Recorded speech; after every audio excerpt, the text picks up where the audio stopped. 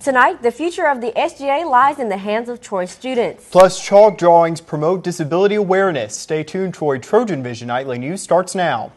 High-definition digital production center on the Troy campus with news from Troy University locations around the world. This is TrojanVision Nightly News.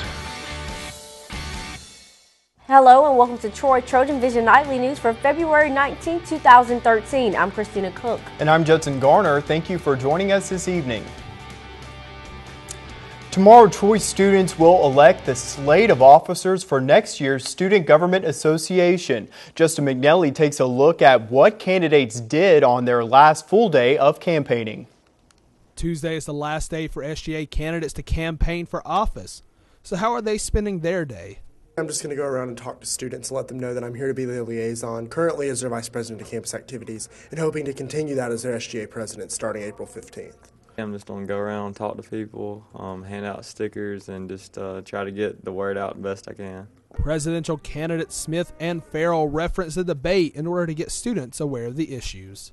I would definitely encourage them to look at the issues and watch the debates. If they couldn't be there at last night's debate, watch the one on TrojanVision, because at the end of the day, campaigning is great, but when you actually get down and actually meet the person and listen to what they stand for, they'll definitely understand who the real candidate is that should win the election. The debates are just a good way of telling voters and informing voters on what each candidate's platform is and how they plan on going about accomplishing it. So definitely a good way to kind of be a more informed voter. It's okay if you support Trip for Troy, Have Faith, Vote Moat, or Voss's Boss. Most candidates just want students to do one thing.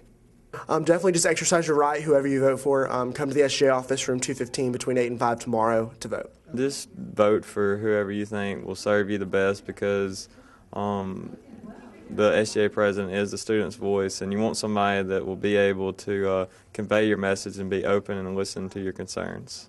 Justin McNelly, TrojanVision News.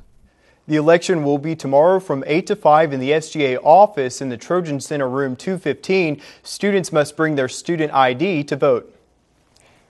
And last night, Troy University students got to hear directly from the candidates for SGA president. Troy's student newspaper, The Metropolitan, held an SGA presidential debate in the Trojan Center ballrooms. Students got to hear from candidates Parker Smith and Cody Farrell. The candidates talked about their platforms and answered questions about other topics relating to the campus. The Metropolitan held the event to clarify the candidates' platforms for students. We read over the platforms in the office about a week or two ago, and we thought it was clear there was too much vagueness in their platforms. So tonight we wanted to get at the heart of what each platform and each candidate stood for, and from that, students will be better prepared to vote on Wednesday. Once again, the elections will be tomorrow from 8 to 5 in the SGA office in Trojan Center, room 215. If you want to hear more from all of the candidates running in tomorrow's election, you can visit the university's YouTube site at youtube.com/TroyUNI and watch all of the televised officer debates. Well, you know, Judson, there's a new group on campus that's trying to bring awareness to the disabled on campus. That's right, Christina, and the group encouraged students to show their creative side to help promote the organization this afternoon. Bree Sanders has a story. Tuesday afternoon, a group of students concerned about bringing awareness to students with disabilities decided to have a chalk challenge on the quad. Well, today we kind of decided to involve our members and let them have fun with publicizing for our club.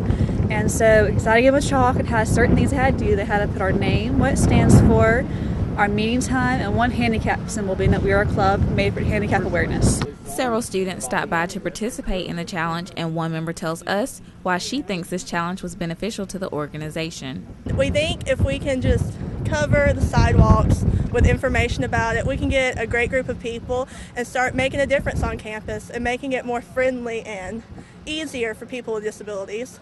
Another student explains why joining SCADA is one way to educate yourself on disability awareness. They figure out more like how hard it is to get around on this campus if you're not able to walk, that you have to use crutches or a wheelchair or something, because there's a lot of things in here and on the campus that are very, very hard to do if you can't walk or open doors by yourself. And they'd figure out how important it is to change that, and we'd have more support. Bree Sanders, Troy, TrojanVision News. And SCADA will meet tomorrow night at 4 p.m. in the Trojan Center Room 224 if you're interested in joining. And now taking a look at news from around the state. In Montgomery, the state is moving to shut down at least 4 casinos it says are operating illegally in Alabama. Attorney General Luther Strange's office has filed suits against the prompt ban of Creek Indians to close their casinos in Atmore, Montgomery, and Wetumpka. In Birmingham, authorities say they found 2 bodies in the rubble of an abandoned building that burned in downtown Birmingham.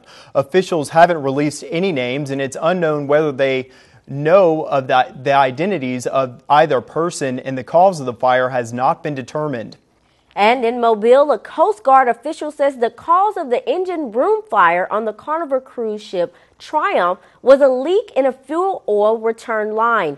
In a teleconference Monday, CMDR Teresa Hatfield estimated that the investigation of the disabled ship would take about 6 months. And still to come on TrojanVision Nightly News, the Trojan baseball team unloaded offensively over this past weekend. Justin McNelly will give us a closer look at the Trojan offense. But first, a gunman kills 3 people before taking his own life today in California. 4 people are dead after a domestic dispute and carjackings. I'm Edward Lawrence in Tustin, California. That story coming up.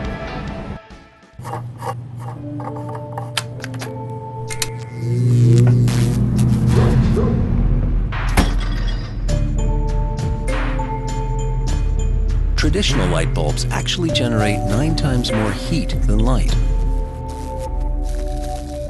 Switch to Energy Star light bulbs, and you'll realize just how much cash you were really burning through. Saving energy saves you money. Learn more at EnergySavers.gov. The path of my life, the way it took me, there was detours and things that had to be done, but I never lost the passion. I decided to continue my education and decided to do it here at Troy. But I've had a great support system with my teachers and my advisors, and I'll be forever grateful to them for that. On campus or online, Troy offers you an extraordinary education and a culture of caring. Troy University. It's all you need to know. My name is Deborah, and I choose Troy every day. From the high-definition digital production studios of Troy University, you're watching the award-winning TrojanVision Nightly News. And now for a look at what's happening across the nation and around the world, we'll go to Christina Cook at the Global News Desk. Christina. Thanks, Judson. A gunman goes on a wild shooting and carjacking spree in Southern California, killing 3 people and injuring at least 2 others before turning the gun on himself. Edward Lawrence reports from Tustin, California. Police say the shooting rampage that terrorized several cities across Orange County this morning started at a home here in Ladera Ranch, a suburban neighborhood about 30 miles south of Los Angeles. It's a very quiet community. It's very rare for anything of this nature to happen in that community. Investigators say a man in his 20s shot a woman to death and then took off. What followed next was a string of carjackings. The first involved this black SUV in Tustin. The driver was not injured, but a bystander was shot. The suspect went on to carjack 2 more vehicles, in both cases killing the drivers. Police say the gunman then drove on the 55 freeway and fired at passing drivers.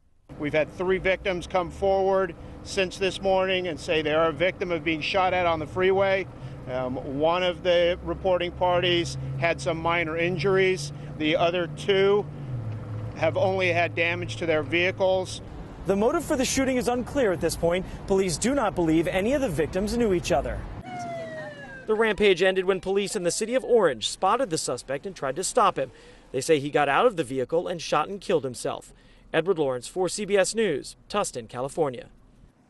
President Obama is warning people will lose their jobs if Congress does not step in and stop automatic spending cuts. He's trying to turn up the pressure on the GOP to agree to a short-term deal that will at least delay the deadline. Danielle Nottingham has the latest from the White House. President Obama surrounded himself with police and firefighters to send a message to Congress. He says emergency workers are just one group that will lose jobs unless lawmakers avoid the latest fiscal deadline. $85 billion in cuts, known as the sequester, are set to take effect in 10 days, impacting almost every Washington agency. FBI agents will be furloughed. Thousands of teachers and educators will be laid off. And the Pentagon faces the biggest cuts, about $46 billion. Former Senator Sam Nunn was the chairman of the Armed Services Committee. The way they've cut the defense budget is the worst possible way, and it's the most inefficient way, and it's the way that will do the most damage to our security. The White House says these cuts are so steep they could derail the struggling economy. The president wants Congress to pass a debt solution that includes spending cuts and tax increases. But many Republicans have no interest in more tax hikes after agreeing to an increase during the last fiscal cliff negotiation. Let me be very clear, and I'd say this to the president as I say it to you. These spending cuts are going to go through on March 1st. Taxes are off the table. Washington lawmakers created this deadline, believing it would force them to reach a broad budget deal. They're on vacation this week, leaving just a few days to try and find a solution when Congress returns next week. Danielle Nottingham, CBS News, the White House. Oscar Pistorius cried in a South African courtroom today as his lawyer denied the running star murdered his girlfriend. Tina Krause has the latest from London.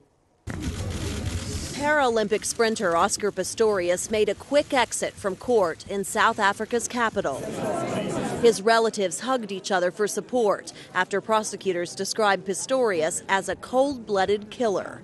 The 26-year-old track star, known as the Blade Runner for his prosthetic legs, says he shot Reva Steenkamp in his upscale home because he thought she was a robber. During a closed court hearing, Pistorius cried. He says he felt vulnerable when he fired the fatal shots because he was not wearing his artificial legs. But prosecutors say the athlete put on his prosthetics and walked across the room on a mission to kill his girlfriend after a heated Valentine's Day argument. They say Pistorius pumped 4 bullets into a locked bathroom door where Steenkamp was hiding. Family members of the supermodel and law graduate held her funeral Tuesday in the South African city of Port Elizabeth. There's only one thing missing, it's fever. Pistorius says he was deeply in love with Steenkamp and filled with horror and fear when he realized she was not in his bed and that he'd shot her. The runner says he bashed in the bathroom door with a cricket bat and discovered her body. He told police she died in his arms. Pistorius says he kept a 9mm pistol under his bed because he had received death threats. His family insists the track star is not a killer, but a sportsman who acted on instinct. Tina Krause, CBS News. And that wraps things up from the Global News Desk. To see more stories from across the country and around the world, you can tune into Trojan Vision Global News right here after the nightly news. Now, back to you, Judson. Thank you, Christina. And now Justin McNelly joins us for a look at sports. So, Justin, there's certainly no rest for the weary coming out of a crazy busy weekend for Trojan Athletics. They're all in action again this week. That's right. Coming out, as you said, the crazy weekend. They all got more games coming up this week. Some 2, 3, or 4 games at that. So let's go and get to talk about some of the action. All right. For the past 2 games, the Trojans have been relying on the play of one player. And it's not one you would expect. In the games against FIU and North Texas, Trojan point guard Hunter Williams has lit it up from the field, averaging 20.5 points per game and just over 50% from behind the arc. Williams is also averaging 4 assists per contest. Another impressive stat, Williams is shooting well over 60% from the field, which we all know gets talked about a lot on SportsCenter if you're LeBron James. While all these stats deserve to be recognized, Williams knows that they don't mean everything. I don't know, I guess I kind of got in a little rhythm. Been shooting pretty good for the last couple games, but main thing we want to do is come out here and win. And when you have a good scoring game, if you don't get the win, it doesn't really matter much. Williams looks to continue his impressive play as the Trojans travel to Lafayette on Thursday to take on the Raging Cajuns. Tip-off is set for 7 o'clock. And the women's side had some impressive play of their own this past weekend. Freshman Ashley Beverly Kelly went off last game as she scored 24 points, her second highest total of the season. Kelly scored 33 in a losing effort to North Texas earlier this season in Denton. She also finished the game with 7 steals and 6 rebounds. Joanna Harden added an additional 24 points for the Trojans as they would go on to win 81-63. Kelly knows her teammates helped her get open and score more, and head coach Chandler Rigby loves the maturity that she shows on the court. My teammates really helped me. I just worked on defense most of the time and assisting them, and I just got the ball when they gave it to me and tried to score when I could. As a freshman, that's when she has time to think about it, when she steps to the free throw line. Out there on defense, she's in the flow. She's not thinking much. But on the free throw line, I'm really proud of her for being able to capitalize. It shows a lot of maturity for a freshman. And the Trojans are on the road as we speak to take on the Raging Cajuns as well. That game is slated for Wednesday and is set to begin at 7 o'clock. And how would you want to make an impact in the first series of a baseball season? Well, the Trojans baseball team did something like this.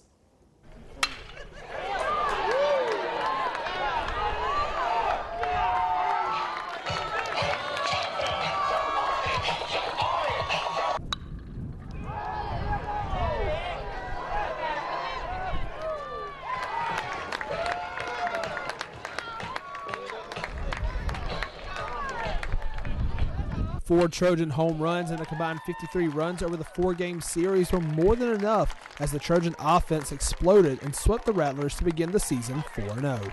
All in all, a great day for us, scoring a lot of runs, doing a lot of good things, getting the ball in the gap, a couple of home runs.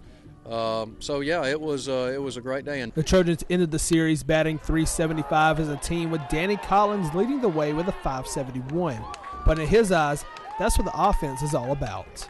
It's kind of what we expect from our offense throughout the year. You know, that's what we did all fall to our pitchers, and you know, we got a pretty good pitching staff, so we expect high-scoring games, doubles, and home runs from our team. The Trojans also doubled the Rattlers in number of hits and outscored their opponent by 43 runs. But Pierce hopes to see a little more from his team as the season progresses. So, you know, hey, it was a good opening weekend. We're 4-0. We're pleased with that, but certainly we got to continue to improve our team as we go. Certainly next weekend will be a more challenging weekend, tell us a lot more about where we're at. The Trojans will travel to Orlando for a tournament this coming weekend. The three-day tournament will have the Trojans paired up against the likes of Texas Tech, UConn, and Central Florida. And the Trojans softball team has had an up-and-down season so far. Sitting at 4-5 on the season, the Trojans lost 3 straight in their own tournament before picking up a victory over Evansville in the consolation game. The Trojans would hold a 6-1 lead going into the final inning against North Florida, but gave up 6 runs in the bottom half of that inning to lose 7-6 and missed out on playing for the championship against Virginia Tech. Head coach Melanie Davis knows that the team needs to improve in practice in order to perform well in a game. We've got to just perform under pressure with our defense, so we're going to create some pressure situations, try to create some live pressure situations that will replicate what's going on with in the real games, and so hopefully that'll help us get stronger and stronger. And then we just got to tweak some things about our pitch selection at the plate as well, and hopefully we'll put our best foot forward at Kennesaw. The Trojans will be taking part in their 3rd tournament of the season as they travel to Georgia to take part in the Phyllis Rafter Memorial Tournament. The Trojans will take on Akron Friday at 10 o'clock. So Judson, Christina, big past weekend, for the Trojan athletics. As you say, crazy weekend. It's a perfect way to describe it. A bunch of wins out there for our teams. Some teams weren't able to come away with some victories, but maybe this coming week they'll pick up some victories, get some momentum moving forward in the season. Yeah, absolutely. Wish all our teams the best of luck. We certainly have a lot of teams in action now. That's right. Spring semester's in. Baseball, softball are in play. Everybody's out there right now. Yeah. All right. Well, thanks, Justin. Thanks so much. And still to come on TrojanVision Nightly News, a cultural institution on Troy's campus is named one of the best in the nation. We'll have more in today's Trojan Talk. But first, after a brief shower this morning, temps warmed up again. What should we expect for the rest of the week? As we progress further into our week, it looks like you can leave that rain gear at home, at least for now. I'll have more coming up next in weather. Do you like this top? It's so gay. Really? Yeah, it's totally gay. You really shouldn't say that. Say what? Well, say that something's gay when you mean it's bad. It's insulting. What if every time something was bad, everybody said, "Oh, that's so girl wearing a skirt as a top"? Oh, you are. Those are cute jeans, though. When you say that's so gay, do you realize what you say? Knock it off. You can't text and pay attention to the world around you, and you definitely can't text and drive. Every year, deaths due to distracted and negligent driving are increasing. In fact, while drunk driving rates have dropped greatly, negligent driving fatalities have skyrocketed. Find out more at negligentdriving.com. From the high-definition digital production studios of Troy University, you're watching the award-winning TrojanVision Nightly News. And now Bree Sanders joins us for a look at weather. So, Bree, you know, we did experience a few showers this morning. I think it was in the wee hours of the morning, actually. But it seems like it cleared up, but it also heated up. What can we expect for the remainder of the evening and the rest of the night? Well, you're right. It looks like these warm temperatures are going to be staying in our area, but we won't have to worry about that rain at least through tonight and tomorrow. I'll get more into that in just a moment, though. First, let's take a look at our campus snapshot. Right now on campus, we see that it's a gorgeous day outside, sun setting perfectly over Bibb Graves. So if you're headed to class or you're headed home from work, you can definitely stay outside and enjoy the view. Current conditions in our area. Right now we have clear skies, temperatures at 62 degrees, dew points at 31 degrees, humidity is at 31%, barometers at 30.10 inches and steady. Winds are coming in from the north-northwest at 16 miles per hour. Today's stats, we had a high today of 64 degrees, a low of 45 degrees. There was less than half an inch of rain right at 0.22 inches today. The sun rises at 6:24 a.m. and it should set at 5:35 p.m. Temperatures around the state. Overall, we're experiencing some warmer temperatures today. Mobile coming in with a high at 66, Huntsville at 50, Birmingham at 54, Montgomery at 60, Troy at 62, Phoenix City at 63, and Dothan at 64. Temperatures around the southeast. On average in our state right now in the Birmingham area, we're averaging about 55 degrees. And as we move throughout the rest of the southeast right there into the Carolinas, we remain constant right there in the mid-50s. Looking at temperatures around the United States, however, we see a lot of blue pigment here throughout the mid parts of the states, even some negative digits up here in the Dakotas. But as we come back down south towards our area, we're definitely back into about the mid-50s, 70 here in Arizona. Current surface map. Stationary front pushing through right here through the west coast, and as we move back towards the southeast in our area, we take a look at this cold front that pushed through possibly yesterday, maybe even the day before, bringing in those rain systems into our area and back out throughout the rest of the southeast. Precipitation forecast over the next 4 to 8 hours, it looks like we will be experiencing a little bit of rain here in the Troy area, a lot of rain here throughout the rest of the state, especially up towards northern part of Alabama, and we see more rain forming, pushing through the west coast of our state, possibly coming through over the next couple of days. Definitely stay on the lookout for that as we move into tomorrow. Like I said, we should not have too much to worry about as we move into tomorrow, but we do see these rain systems over here forming through Texas and Louisiana, possibly pushing towards our way on Thursday, bringing us possibly about a 30% chance of rain in our area. And on Friday, that rain continues to push towards our state, covering up the southeast almost as a whole, except certain parts of Florida. Definitely getting thicker down here in the Troy area. And as we move into Saturday, that rain stays right here in Alabama, possibly giving us another 70% chance of rain as we move into our weekend. So you will need that rain gear on hand with you for this weekend. Tonight's forecast, mainly clear skies in our area, winds light and variable coming in from the north-northwest at 9 miles per hour with a low of 32. Tonight will be rather cool, but we won't have to worry about those rain conditions at all. So if you're out and about, just take that jacket with you and you should be okay. For tomorrow's forecast, we have partly cloudy skies in the morning, overcast skies in the afternoon. Winds coming in from the west-northwest at 8 miles per hour with a high of 56. Tomorrow won't be as warm as it was today, but nevertheless, we won't have to worry about those cool conditions at least for the next 24 hours. So tomorrow should be almost a picture-perfect day, maybe partly cloudy in the afternoon, but nothing too much to worry about there. Moving into our 4-day forecast, like I said, tomorrow that high gets to 56 degrees with a low of 35. On Thursday, we remain right there, partly cloudy skies. That high gets up to 69 degrees, almost a 10-degree difference from tomorrow, with a low of 58.